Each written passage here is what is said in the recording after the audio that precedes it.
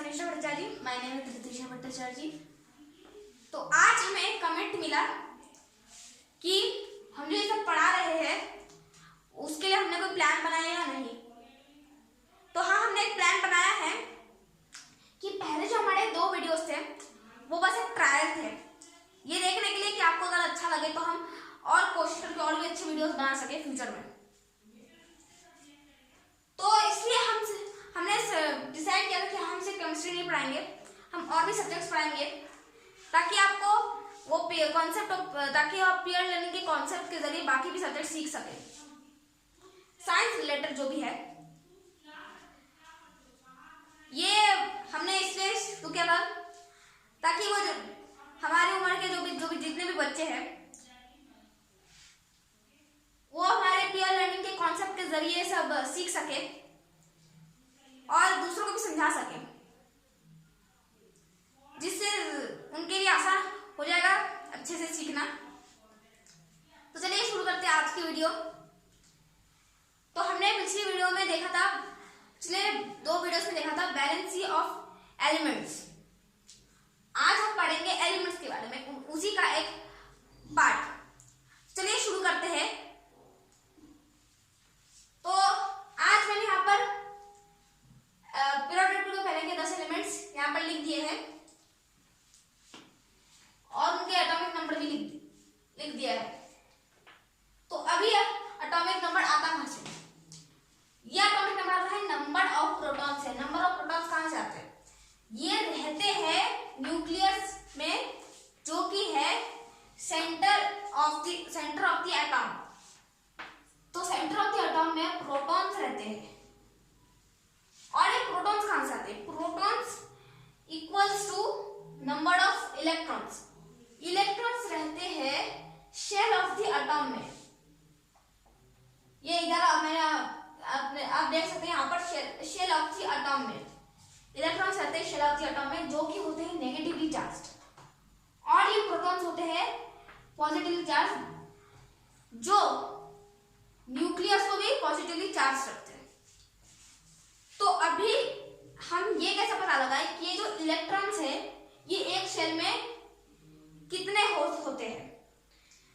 By the उसको हम पता लगाते हैं इलेक्ट्रॉनिक कॉन्फ़िगरेशन से। Then what is electronic configuration? Electronic configuration is the source by which we can guess how many electrons are situated in each shell. Yes.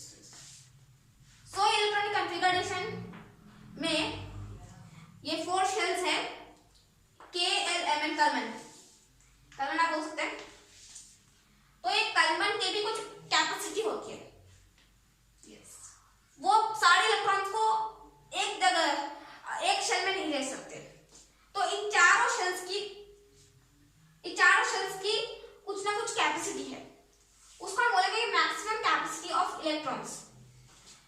तो इन KLMN की maximum जो capacity है वो है कि K की कैपेसिटी है 2, मतलब वो 2 से ज्यादा इलेक्ट्रॉन्स को अपने अंदर नहीं ले सकते, वो जगह फुल हो जाती है।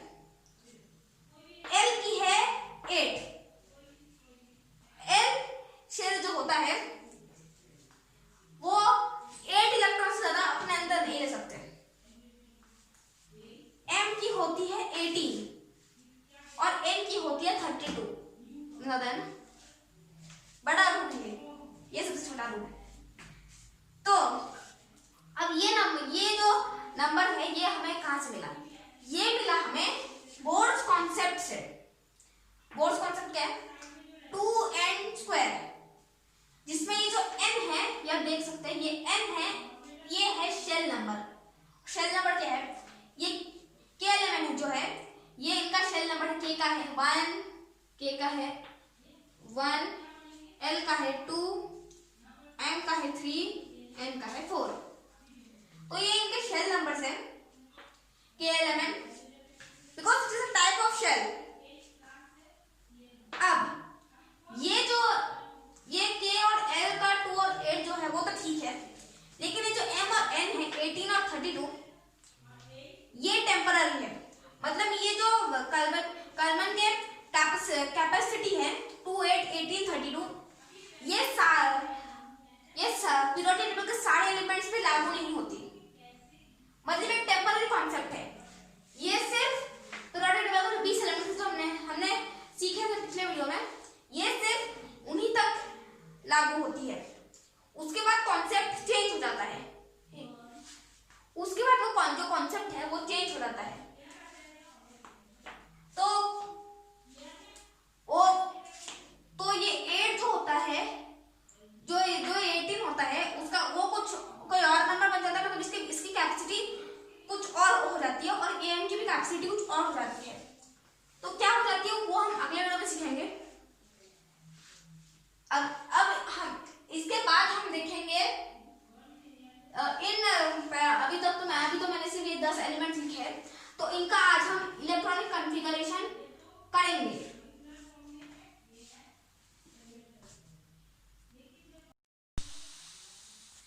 Hello friends, my name is Anisha Bhattacharya, my name is Ritisha Bhattacharya. तो आज हमें एक कमेंट मिला कि हम जो ये सब पढ़ा रहे हैं उसके लिए हमने कोई प्लान बनाया या नहीं।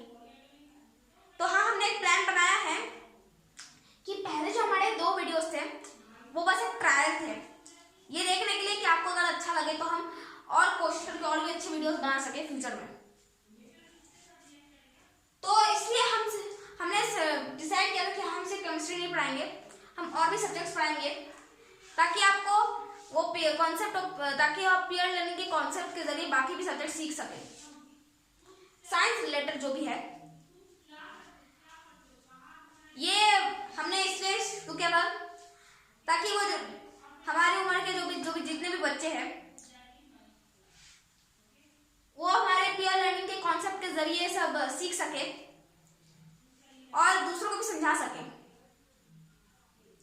जिससे उनके लिए आसान हो जाएगा अच्छे से सीखना। तो चलिए शुरू करते हैं आज की वीडियो। तो हमने पिछली वीडियो में देखा था, पिछले 2 वीडियोस में देखा था वैलेंसी ऑफ एलिमेंट्स। आज हम पढ़ेंगे एलिमेंट्स के बारे में, उसी का एक पार्ट। चलिए शुरू करते हैं।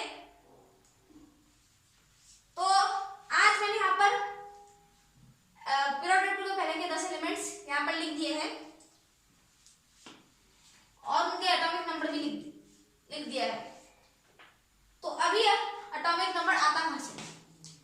ये एटॉमिक नंबर आता है नंबर ऑफ प्रोटॉन्स से। नंबर ऑफ प्रोटॉन्स कहाँ से आते हैं?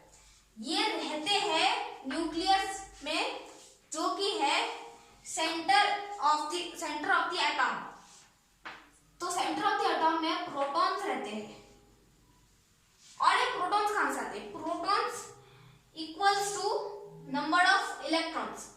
इलेक्ट्रॉन्स रहते हैं शेल ऑफ द एटॉम में। ये इधर मैंने आप देख सकते हैं यहाँ पर शेल ऑफ द एटॉम में इलेक्ट्रॉन्स रहते हैं, शेल ऑफ द एटॉम में, जो कि होते हैं नेगेटिवली चार्ज्ड। और ये प्रोटॉन्स होते हैं पॉजिटिवली चार्ज, जो न्यूक्लियस को भी पॉजिटिवली चार्ज रखते हैं। तो अभी हम ये कैसे पता लगाएं कि ये जो इलेक्ट्रॉन्स है ये एक शेल में कितने होते हैं? बाय दी उसको हम पता लगाते हैं इलेक्ट्रॉनिक कॉन्फ़िगरेशन से। Then what is electronic configuration? Electronic configuration is the source by which we can guess how many electrons are situated in each shell. Yes. So electronic configuration में ये 4 shells हैं, K, L, M and कलमन। कलमन आप बोल सकते हैं।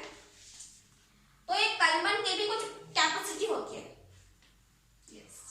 वो सारे electrons को एक जगह एक शेल में नहीं ले सकते।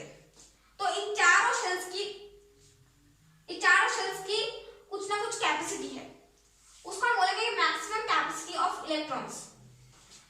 तो इन के एल एम एन की मैक्सिमम जो कैपेसिटी है वो है कि के की कैपेसिटी है 2, मतलब वो 2 से ज्यादा इलेक्ट्रॉन्स को अपने अंदर नहीं ले सकते, वो जगह फुल हो जाती है।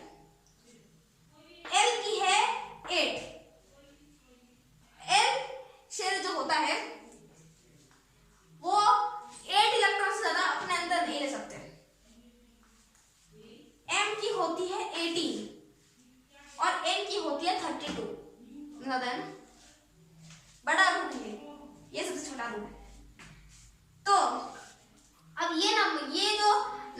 है ये हमें कहाँ से मिला?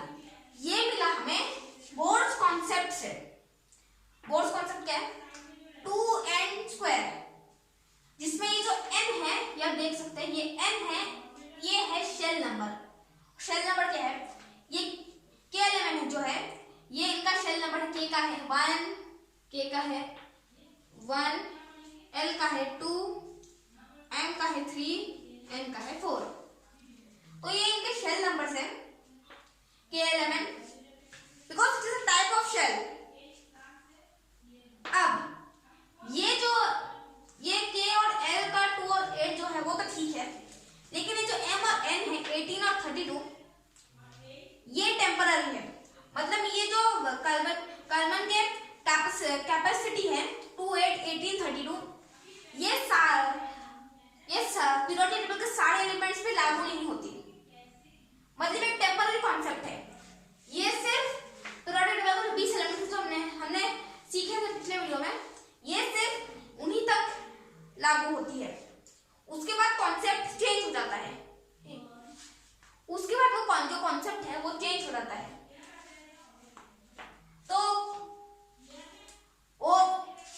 तो ये 8 जो होता है, जो 18 होता है, उसका वो कोई और नंबर बन जाता है, मतलब इसकी कैपेसिटी कुछ और हो जाती है, और am की भी कैपेसिटी कुछ और हो जाती है। तो क्या हो जाती है वो हम अगले वीडियो में सीखेंगे। अब हम इसके बाद हम देखेंगे अभी तो मैंने सिर्फ ये 10 एलिमेंट्स लिखे हैं, तो इनका आज हम इलेक्ट्रॉनिक कॉन्फ़िगरेशन करेंगे।